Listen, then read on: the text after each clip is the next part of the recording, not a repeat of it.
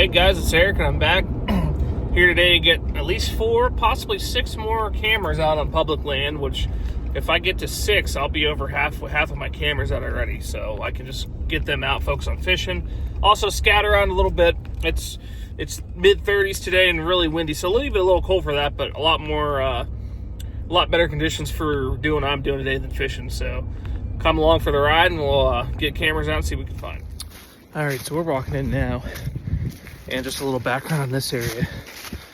This is the same area I scouted earlier this winter and showed you guys the bedding area. And this is that spot where the Big 8, which I'm hoping to survive, I had it 60 yards into pre-rut. So, trying to put the pieces together for him. I'm getting 4 cameras here, gonna really cover the area well. One camera is going to be a little further east than normal, just to see if maybe it's a second bedding area. It's an area I found this winter on a second trip that I didn't film. So I'm gonna head there first, put the first camera there, and show you guys what we're looking at. Okay, so we made it to the first area. You got a trail coming this way, a trail coming this way. I'm gonna put my camera on this tree. I'm gonna be able to cover both this way and this way. So really thick in here, so these are 2 of the only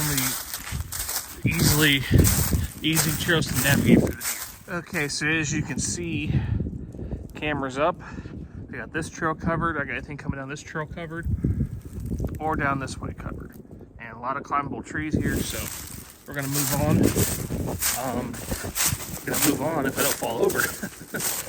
And head to the next spot where I had the encounter with the Big 8. Stay with me. Well, folks, on the way over here, and look at that. That's from this season. I didn't see that earlier.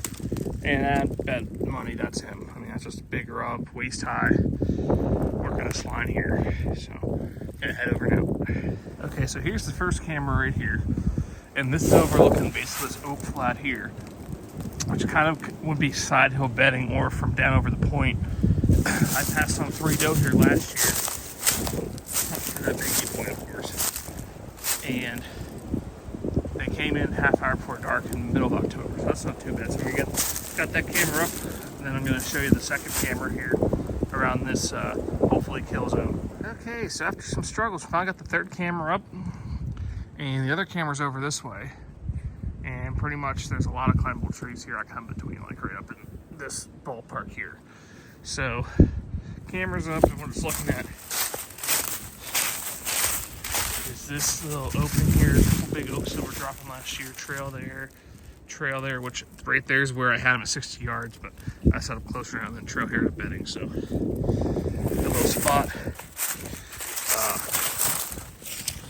We're going to head to the last spot, which is actually where I had this buck at full draw in 2021 as what I believe was a 3.5-year-old, which I wouldn't shoot a buck that size now, but at that time, that was the year I shot my big 9-point in the other area I was at recently. And that time, that would have been my biggest bow buck. But I'm glad that encounter didn't work out. I certainly wish last year's would have, but head over here and see what we can find and where we're going to set up this camera. Okay, so now we're down on that next little bench of this point here, and I'm going to have my camera facing this way, just catch them coming up over and through here, and I can climb a lot of trees in here if I'm going this way. The reason I'm doing a camera back down here again this year is because last year when he was exiting through here out of bedding from this direction, he was coming from right down here, so I may as well get that idea of how he's coming through specifically from here and have it covered. Okay, so 4th and final camera in this area up. This is the one on this bench here.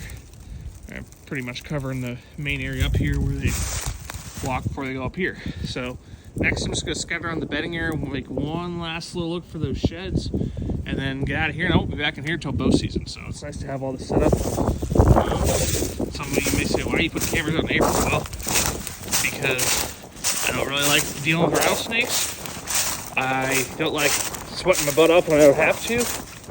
And most importantly, I'm a fisherman, so I want to be on the water this summer, not doing last minute stuff. So that's the deal there. So we're gonna scout around and work our way out, and pretty much everything's set up for next season. Well, folks, unfortunately, for the second year in a row, I will find it short. But if I get an on-stand encounter and make it happen this year, that's fine with me. But yeah, if you want to see more of that bedding area, go back and check out the scouting video. I'll link that in the description.